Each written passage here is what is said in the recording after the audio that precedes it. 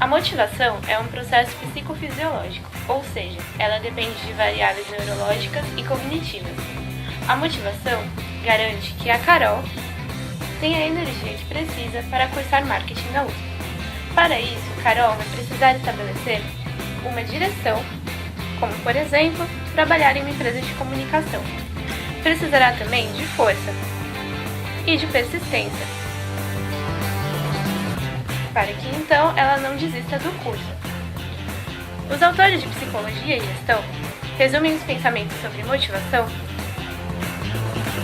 em 5 teorias de conteúdo e de processo, que serão explicadas a seguir.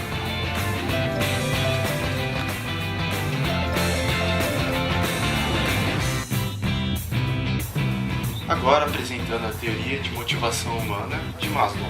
Maslow foi um autor que influenciou no campo da psicologia e no campo da administração. Maslow formulou a hierarquia das necessidades, que são divididas em 6 categorias.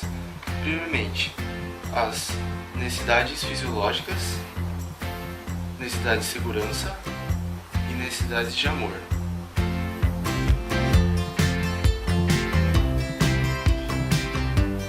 As necessidades fisiológicas, por exemplo, são a fome, sede e sono. A de segurança, confiança, proteção.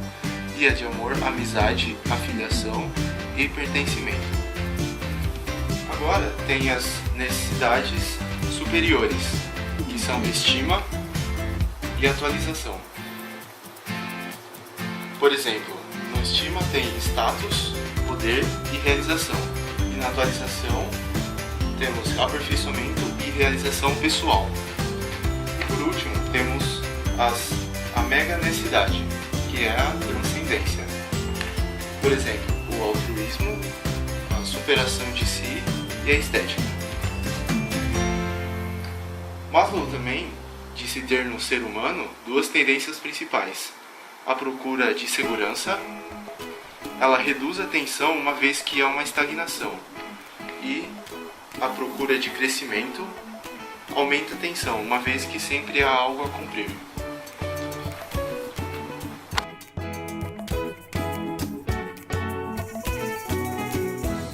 Agora a gente vai falar um pouco mais sobre a teoria de Herzberg. Frederick Herzberg estudou os determinantes da motivação no trabalho, uma vez que ele considera que o trabalho é um estágio muito importante na vida das pessoas. E, de acordo com ele, os fatores que geram a insatisfação no trabalho são diferentes dos que trazem satisfação. Ou seja, o contrário da satisfação é a não satisfação e o da insatisfação é a não insatisfação. Herzberg também formulou a teoria em que apresenta os fatores de higiene e os de motivação, que são considerados necessários para a compreensão das atitudes e os comportamentos das pessoas no trabalho. O primeiro diz a respeito àqueles que suprem as necessidades básicas, que seriam as fisiológicas, de segurança e amor, na pirâmide de Maslow. Eles garantem a não insatisfação dos trabalhadores, como por exemplo no caso do salário, em que o aumento de um salário baixo deixaria o trabalhador não insatisfeito, mas não necessariamente satisfeito. Já os fatores de motivação estimulam o interesse dos funcionários pelo trabalho, causando a sensação de satisfação. Por exemplo, a empresa apresentar possibilidades do empregado avançar na organização vai estimular ele a aperfeiçoar seu trabalho, motivando. Portanto, não é necessariamente os incentivos financeiros que são a maior fonte de motivação, mas sim aumentar a autonomia dos funcionários, mantê-los informados das mudanças e etc. Além disso, Herzberg defende que a função de qualquer organização é a de incorporar necessidades dos seres humanos para dar um sentido à vida deles. É como se o ser humano tivesse a necessidade de fazer algo útil para a vida dele ter algum sentido.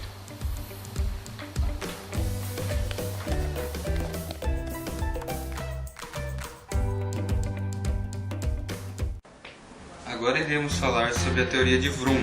Primeiramente, colocaremos um esquema para melhor entendimento e localização dos conceitos básicos e ao mesmo tempo introduzir os novos feitos pelo teórico.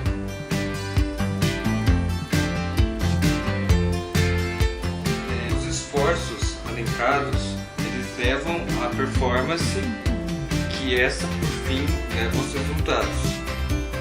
Os conceitos de Vroom se colocam na percepção da probabilidade desses conceitos ocorrerem. A expectativa está relacionada com a probabilidade de que uma performance possa ser atingida fazendo seus esforços necessários. A instrumentalidade corresponde à probabilidade de que uma performance chegue a determinado resultado. A valia está ligada ao valor dado ao que se pretende atingir, ao grau de cobiça envolvido nas consequências do comportamento. Por exemplo, na expectativa, um jogador treina para ter mais resultados, sabendo que se ele treinar menos, ele vai ter menos resultado. A instrumentalidade, o exemplo da instrumentalidade pode ser visto quando o corredor almeja os seus prêmios. Quanto mais resultado ele vai ter, mais prêmios ele pode ter e, portanto, mais patrocínios como o da Samsung.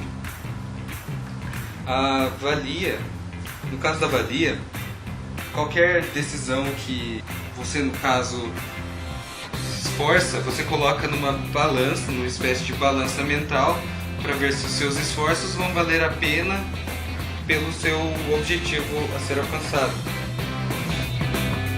Portanto, a avaliação cognitiva do indivíduo é importantíssima na motivação do mesmo. Todos esses aspectos entram nessa avaliação cognitiva. Anos depois da teoria, houveram aprofundamentos no esquema, que linkavam com variáveis individuais como a autoestima, entre outros. Logicamente, estas qualidades têm influência nos desafios que os indivíduos enfrentam. Estudos posteriores indicavam que mais esforços são adencados quando supõe-se que o indivíduo está apto a ser bem sucedido no desafio, como exemplo demonstrado.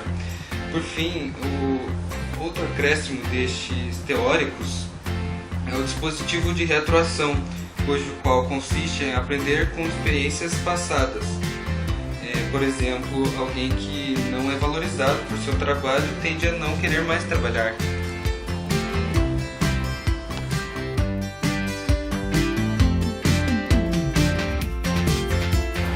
Agora vou apresentar a teoria de Locke e Lacan, que são a fixação dos objetivos. Então, é preciso intervir nos objetivos para influenciar o comportamento do indivíduo.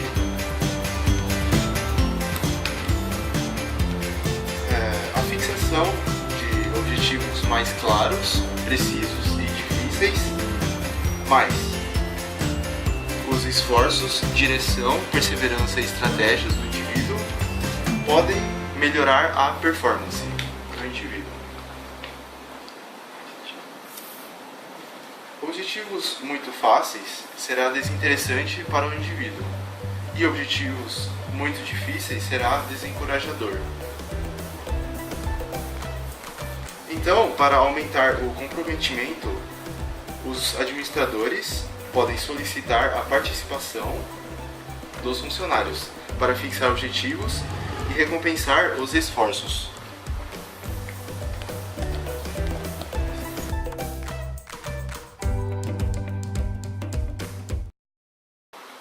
A teoria da autodeterminação de Deci e Ryan.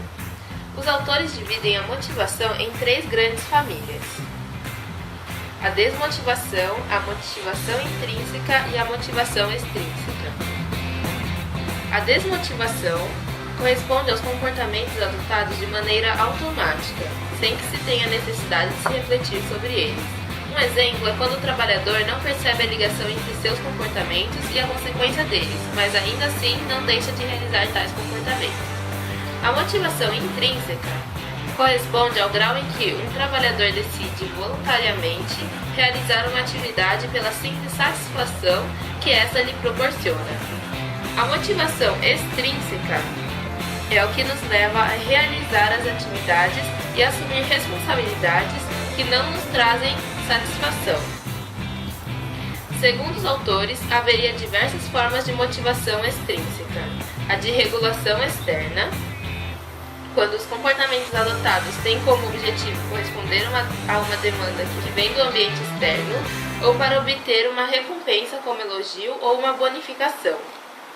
A de regulação introjetada, que é mais interiorizada, mas ainda assim considerada uma motivação externa.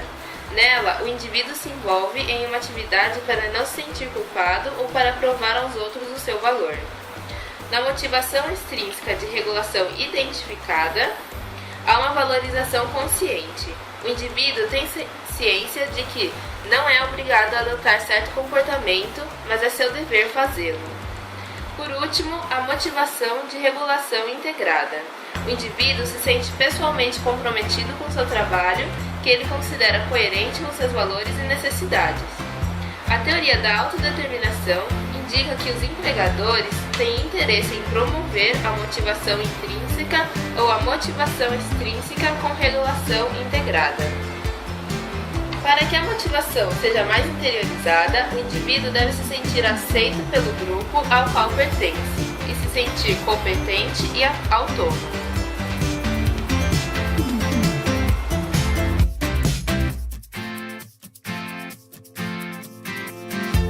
Para chegar a uma compreensão mais global da motivação, foi proposta uma mega-teoria, que integra as teorias existentes.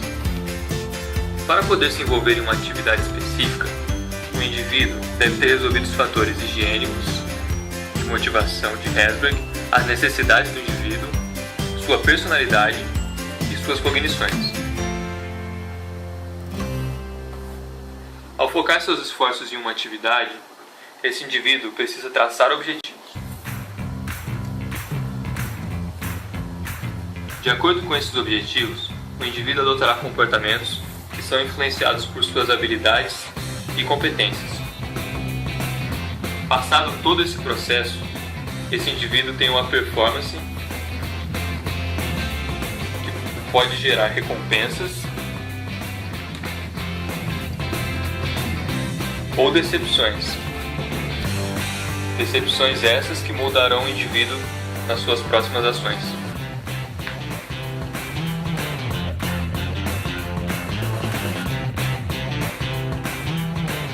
A performance do indivíduo no trabalho é considerado o indicador de sua motivação, e sua medida corresponde ao tamanho da discrepância entre as metas designadas e os resultados que ele obtém. Porém, hoje sabe-se que a performance individual é influenciada por outros fatores, como a competência da pessoa, as características pessoais, a tecnologia empregada para a realização da tarefa e etc.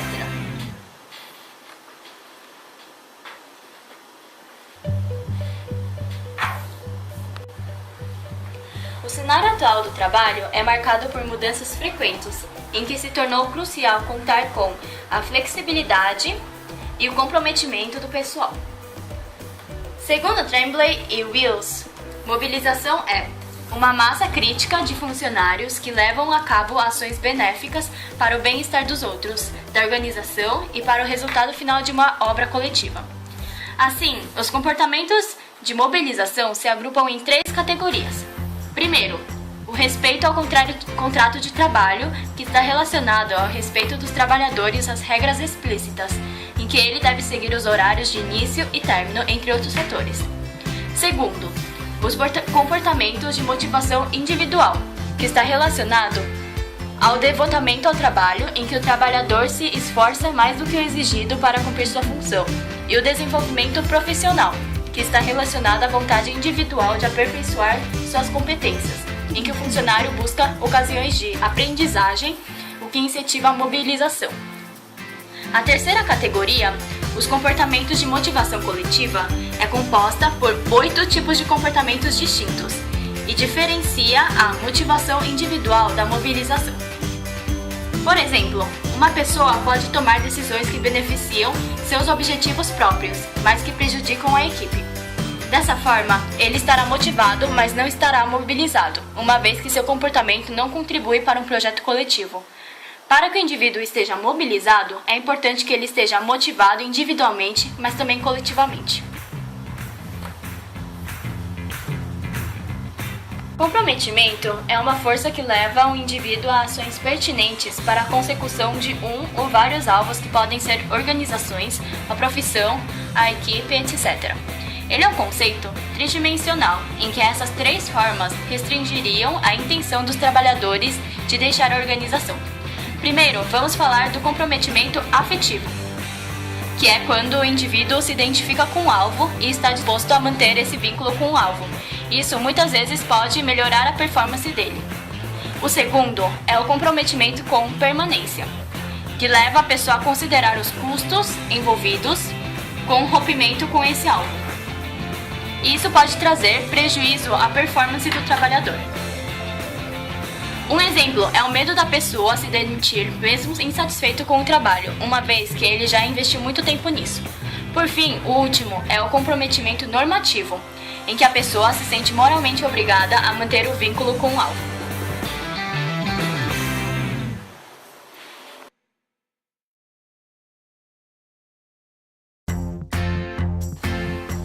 O envolvimento é o quanto a pessoa valoriza e prioriza seu trabalho. Alguns autores classificam o envolvimento de acordo com 3 visões do trabalho: como ganha-pão, como carreira e como vocação. A pessoa que vê o trabalho como um ganha-pão se sente insatisfeita com sua função e continua no emprego porque visa um objetivo final nele, como, por exemplo, viajar com salário ganho em um ano. A pessoa que vê o trabalho como uma carreira se identifica com o que faz, mas vê no trabalho uma oportunidade de crescimento profissional em que ela possa ser promovida a cargos mais altos. Já quem vê o trabalho como uma vocação se sente totalmente conectado à sua função e sabe que exerce uma atividade útil para a sociedade. Um bom gestor consegue envolvimento por parte de seus funcionários através de alguns aspectos aplicáveis por parte da organização, como, por exemplo, a tomada de decisão, o estabelecimento de recompensas e o incremento de habilidades. Já a habilitação do pessoal pode ser dividida em 2 concepções: a tradicional e a psicológica. A tradicional concede mais autonomia a funcionários com bom desempenho, dando-lhe a sensação de participação efetiva na empresa.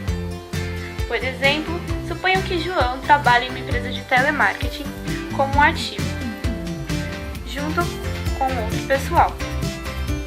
João tem um ótimo desempenho, então a gestora que estudou habilitação tradicional resolve a partir desse mês que ele vai ser supervisor de todo o pessoal. Então, assim o João também vai receber um salário maior e vai ganhar benefícios. O modelo psicológico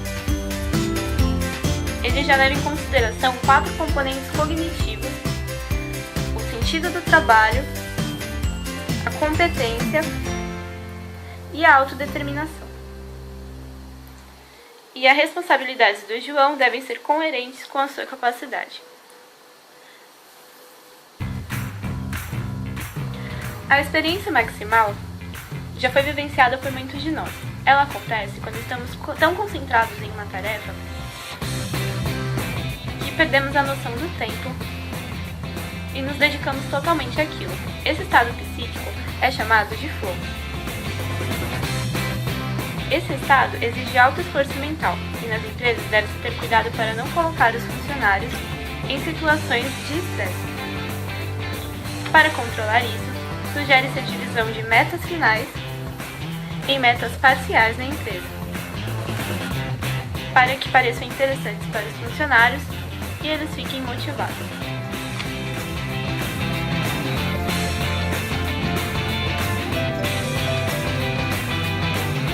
A gestão da presença no trabalho. O absenteísmo é um termo utilizado nas organizações para designar as ausências evitáveis e as imprevisíveis. As ausências podem ser causadas por diversos motivos, como doença, obrigações pessoais ou familiares, em razão do mau tempo, entre outros.